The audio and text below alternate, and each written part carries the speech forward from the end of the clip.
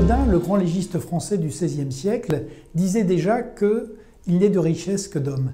Et c'est vrai que dans notre temps, dans l'économie de la connaissance, dans la société ouverte du XXIe siècle, plus que jamais, ce sont les hommes qui sont la grande richesse des entreprises, des nations et des continents. Et bonne nouvelle, la France a une extraordinaire richesse en termes de capital humain. D'abord par le nombre, elle a une démographie dynamique. Notre pays compte plus de 2 enfants par femme, contre 1,55 seulement dans le reste de l'Europe. Et puis il y a surtout la qualité. Nous avons des cerveaux, nous avons des talents, nous avons des entrepreneurs de classe mondiale et nous avons également des qualifications, des gens qui sont extrêmement formés et extrêmement innovants dans des secteurs comme le luxe, comme l'aéronautique, comme la gastronomie ou certaines filières agricoles. Et c'est donc autour de ces pôles d'excellence, autour de ces compétences qu'il nous faut reconstruire une économie dynamique.